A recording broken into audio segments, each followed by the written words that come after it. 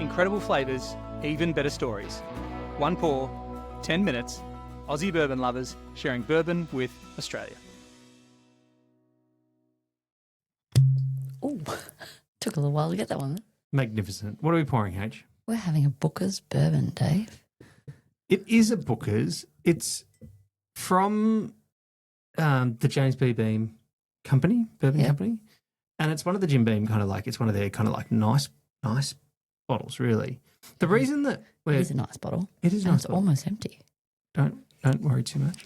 We'll get another one. The reason we're having this, actually, cheers. Cheers. Is less about the distillery. Yeah. And more about the cooperage. Tell us, Dave. Oh, that's so good. I forgot how good this was. They do make good bourbon. I make great bourbon, and this is a really good one. Oh, yum. We went to ISC, the Independent Stave Company in Kentucky. We went on their tour. And it was amazing. I have a penchant for barrels. I have a real wacky soft spot for how much impact the barrel has and the science and the art around what they claimed. It was 70% of the flavour is from the barrel. Right. Which, different people debate different amounts, different numbers, but it means a large portion. Did they say 70? They might have said a high number. I've heard people give you all sorts of different numbers from like 60 up to 90%. I thought they said 70, but might be right, yeah. It's a large portion. Don't quote us on that. That of the flavour in the bourbon comes from the barrel, and the science in all the little steps we went through just blew my mind. It was an amazing tour. This is a lovely bourbon. The reason I picked this one is because I read online, and I don't know if it's going to be true or not, but I read it, that all must be true, James B. Beam barrels come from this ISC Kentucky plant where they make these barrels. A lot of distilleries... No, hang on, that's not true. Some distilleries will say and some distilleries won't say what cooperage is, like what barrel companies they use. Yep. Kelvin's another big one, ISC is a big one. There's a couple other ones that are they play and are in the mix. Yep. And then a lot of distilleries as well will have a few different ones they use too, right? Yeah. And some do their own.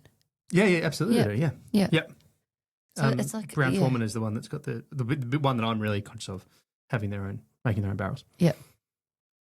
The thing that I liked most, there's so many things I like. So it was a pretty amazing day. It's a pretty amazing day. The barrels are such a fundamentally important part of the way that bourbon's made, and that's always been true. Yeah. But as we get better and better at making, as the world gets better and better at making bourbon, the barrel science and the barrel techniques and stuff get better and better as well, right? Yeah, but they're still using that kind of old school formula, like as in seeing them made, and like there's no glue and there's no, there's the parts of the tree they get it from and what size they cut it down to. Yes, they've got all this great machinery that helps do that.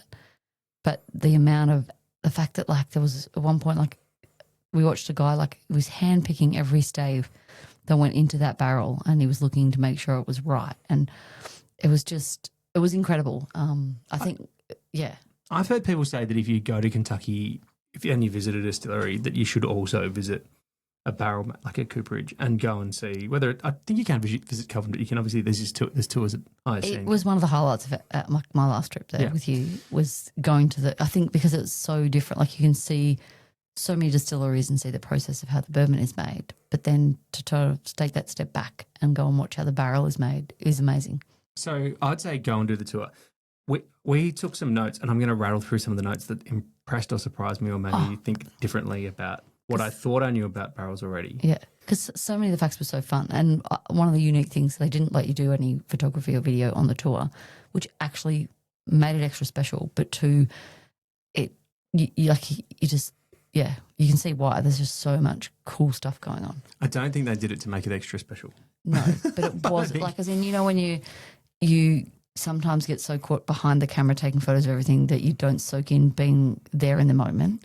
I found that tour particularly cool because you packed your phone and your camera away and you got to watch and really listen and be part of what was going on. Yeah. Amazing. So let's start with the trees. Give us some fun facts, Well, Dave. here's one for you. It's between 60 and 100 years old, and they only use wood below where the branches are.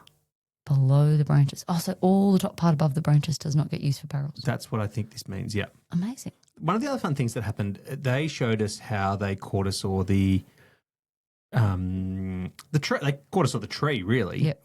And it then gets cut into the stave sizes. Yeah. And I wish I could show you, but I don't have the way of showing you the way that they then divide up. Because they need a bung stave, which is the widest stave. Yep. So they need one of those, which is wide enough to have a bung placed in it. Yep. And that's the first stave they start the process with. So, but then the staves are all different size. Some are wide, some are narrow. Like it's all. And they try to do it in a way where I'm pretty sure, I hope I get this right. I'm pretty sure they're trying to get all of them to have a little bit of the outside of the tree. Yes, that's where the most flavour is. That's correct, Dave. I also right? remember that. Yes, and we may have both got it wrong. But, but yeah, that was where they wanted all the staves to touch part where most of the flavour comes from. Yep. And so what they do is there's a person who then starts with the bung stave, or like the main stave that has a bung in it, and then they basically pick from a big assortment of staves that have been cut behind them to create this shape of a barrel. And they don't use any glue, so everything you see, and oak is soft and can be moulded, I suppose, and so it can create its own seal. When they put it in a steamer, they bend it. It was amazing. It was like paper. It's just once it's got all steamed, they curved it to make the barrel. It was incredible. One of the other things I was going to say is they don't want any wastage, so they're using all the offcuts to burn and make the the char bit and the steam bit and all of that stuff. They're using all the extra bits. So they're making sure they use every part of the wood they've got. Pretty amazing. We heard on a recent podcast with Bardstown with Jake Sulik, he said they laser cut their staves for those zebra striped cherry wood barrels, so they can fit together better, so the seal's cleaner. But I'm 90% sure they don't laser cut these staves. I'm pretty sure they're just traditionally cut. Yeah. Which means that it's still like a not manual process, but it's they're really the craftsmen who are grabbing the bits of the different staves and creating this round shape. Yeah. And they're like checking it at all the different points to make sure it's right and gets sent back if it isn't, and it goes back again, and it's like it has to go back. I can't remember, there was a certain number of times it has to go back, and it's like if it fails 3 times, it's considered no good. Yeah, no good. Yeah, but so all the process as you go through it, there's lots of little surprising things along the tour, which is part of the fun, right? But one of the things that I was amazed by, and they do these pressure tests where they fill them with 2 gallons of water and then they air pressure or whatever. But the barrel, because when they make it, it's a fresh product. It's been steamed. Yeah. It's got a liquid to make sure it maintains what it holds, all that kind of stuff. But it's empty. Yeah. So when it ships, it's guaranteed to work for 2 weeks. Yeah. Well, they want to get like the liquid in there. Yeah, because it would no longer guaranteed to function as a barrel. So it's like got a shelf life. It's like a piece of fruit. Yeah. Well, they want it. They've made it at its best, and it's like best when it's fresh. Oh, hey, I'm not disagreeing. I'm just saying this is an amazing idea. Well, you don't think of it. You think, oh, there's a wooden barrel. Like it can be a wooden barrel until someone puts something in it. But in this case, it's like no. You need to get that good stuff in there. And we've done the fun things where we've been in the Buffalo Trace in the barrel rooms where they're rolling the barrels around, or makers when they're pulling barrels out of the truck, or all this place where they're filling barrels, all this kind of stuff. Like, you've been around barrels a lot. I'd never once thought maybe there's a timeline between when that barrel is made, and when to the time when you actually have to put something in it. Stuff in it, yeah. Cool, love this stuff.